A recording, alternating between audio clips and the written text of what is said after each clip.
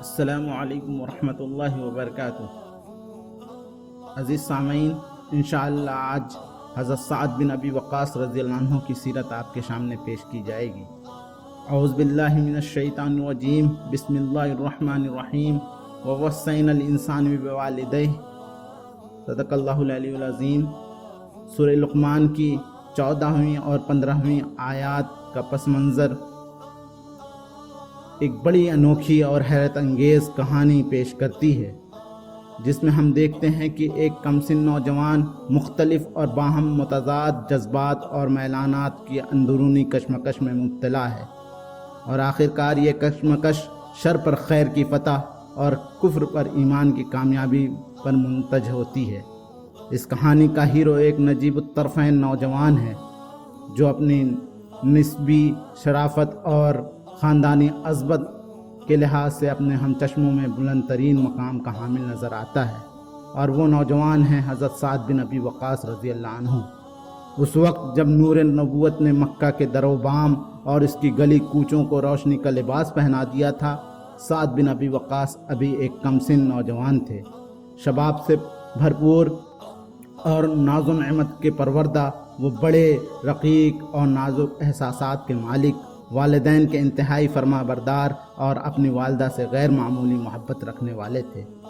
باوجود اس کے کہ سعد بن ابی وقاص اس وقت ابھی اپنی عمر کی 17ویں بہار کا استقبال کر رہے تھے، اپنے وجود میں پختہ عمر والوں کی سی بردباری اور دانشمندی اور بوڑھوں جیسی دانائی اور دور اندیشی سمیٹے ہوئے تھے۔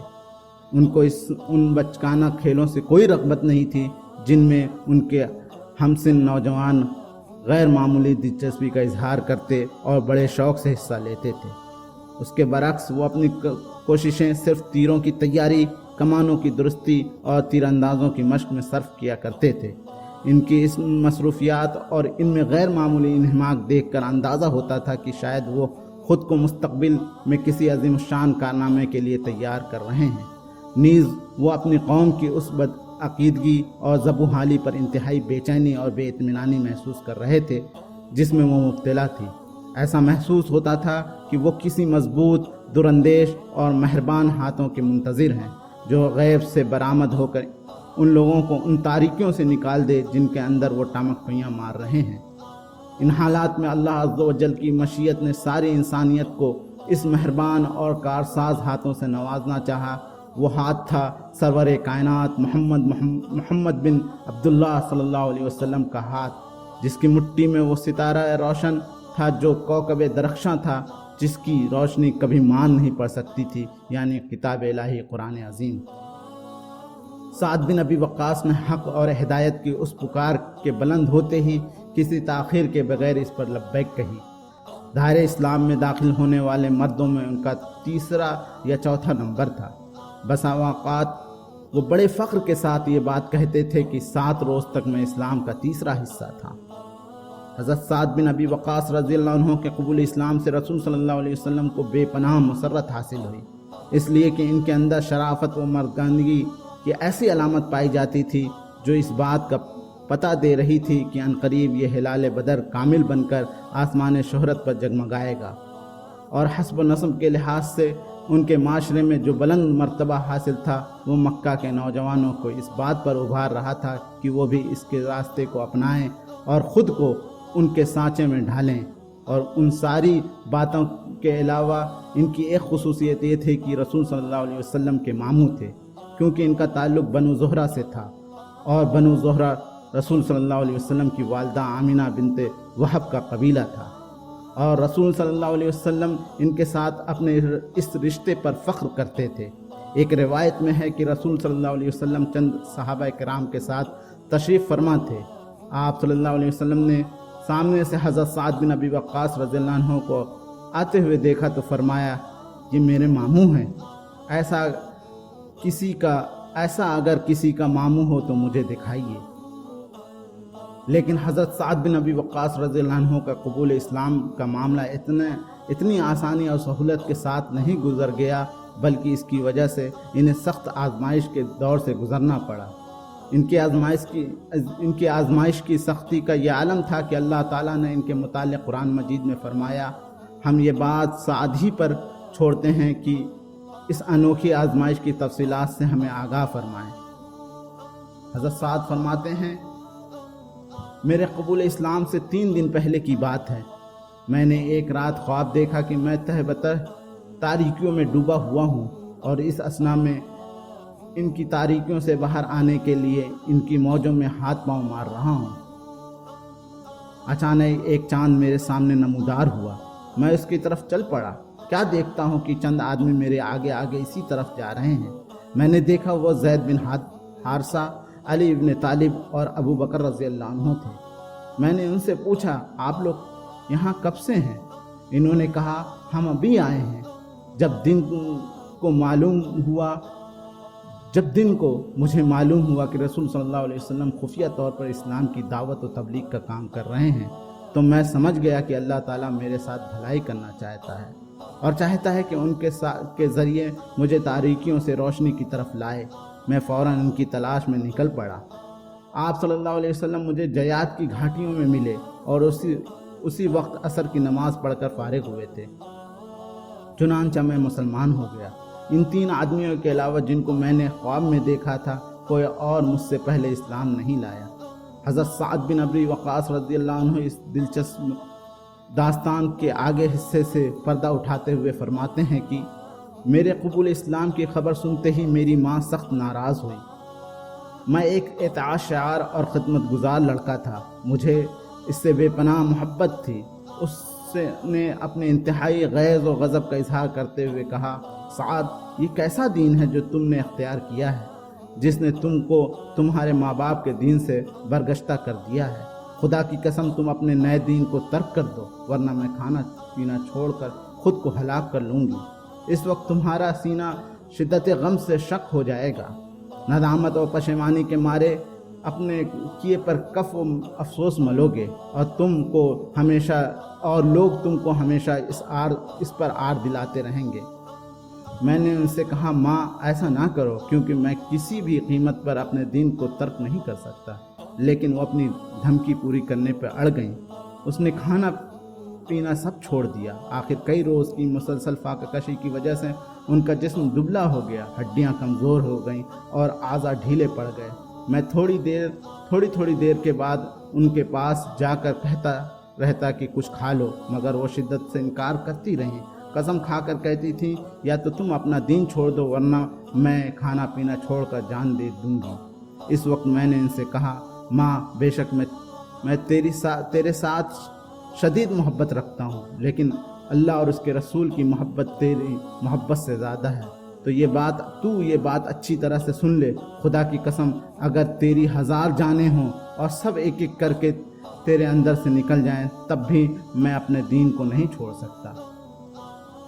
جب اس نے میرا یہ اٹل فیصلہ سنا اور میرے استقلال کو دیکھا اور یقین ہو گیا کہ میں اپنے دین کو کسی حال میں نہیں چھوڑنے والا ہوں، تو آخرکار وہ اپنی ضد سے باز آ گئیں اور کھانے پینے پر مجبور ہو گئیں۔ اسی موقع پر اللہ تعالیٰ نے ہمارے متعلق اپنا یہ قول نازل فرمایا، اور اگر وہ تجھ پر دباؤ ڈالیں کہ میرے ساتھ کسی ایسے کو شریک کر جسے تو نہیں جانتا، تو ان کی بات ہرگز نہ مان اور دنیا میں ان کے ساتھ نیک برتاؤ کرتا رہے۔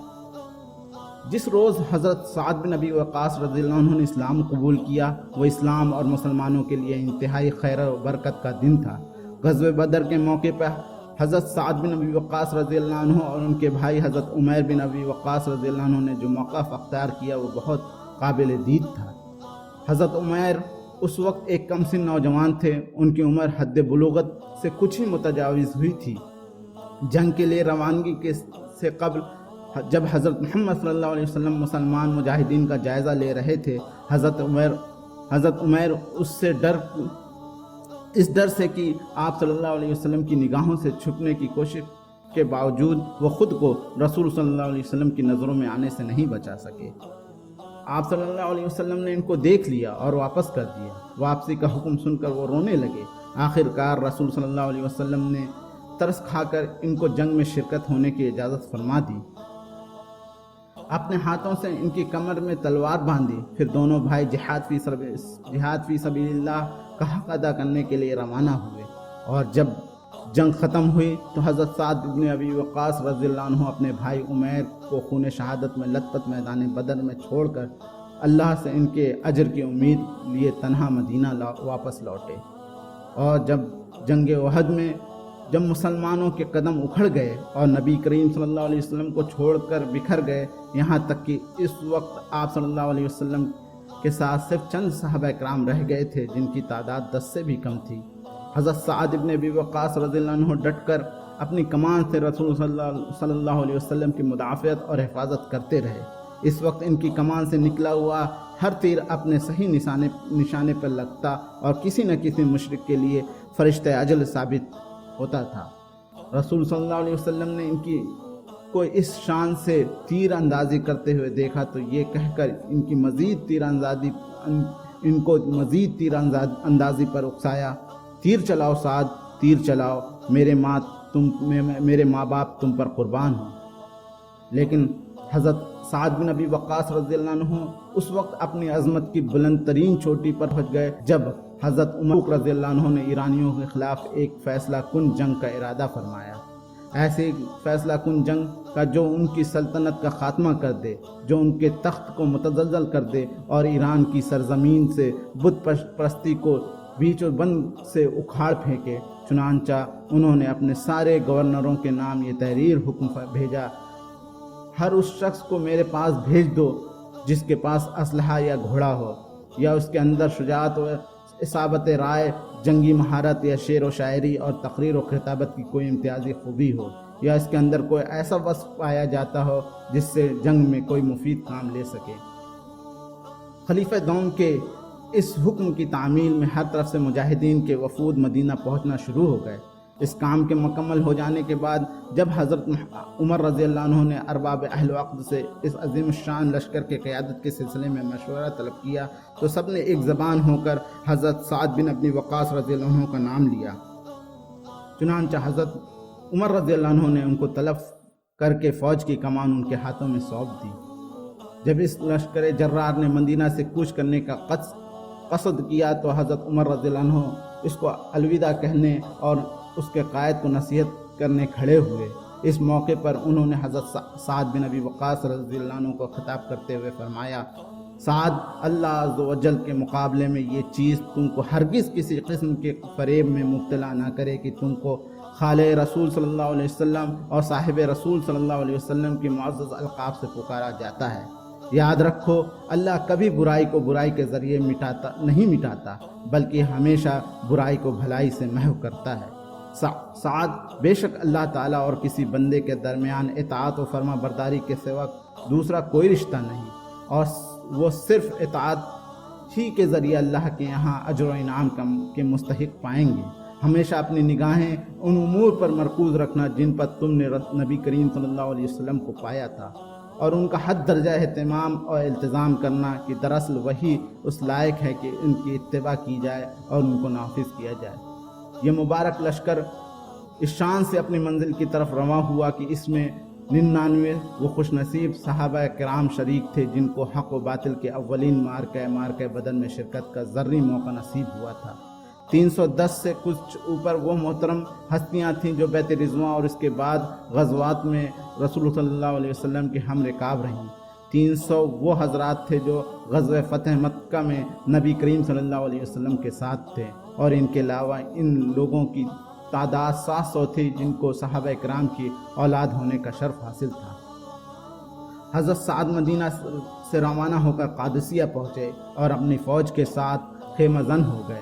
یوم حریر کے موقع پر مسلمانوں نے ایرانیوں پر آخری اور فیصلہ کن ضرب لگانے کا عزم و بالجزم کیا، چنانچہ انہوں نے دشمنوں کو ہر طرف سے گھیرنے میں لے لیا اور لا الہ الا اللہ اور اللہ اکبر کے نعرے لگاتے ہوئے ہر سمت سے ان کی صفوں میں گھس گئے۔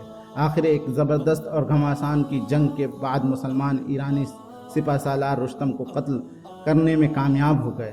انہوں نے اس کا سر نیزے پر اٹھا لیا اور اس کے بعد ایرانی افواج کے دلوں میں مسلمانوں کے رعب اس طرح مسلط ہو گیا اور اس کی ہمتیں اس طرح پسپا ہو گئیں کہ ایک مسلمان سپاہی کسی ایرانی کو اشارے سے اپنے پاس بلاتا اور بسا اوقات اسی کی تلوار سے اس کا کام تمام کر دیتا۔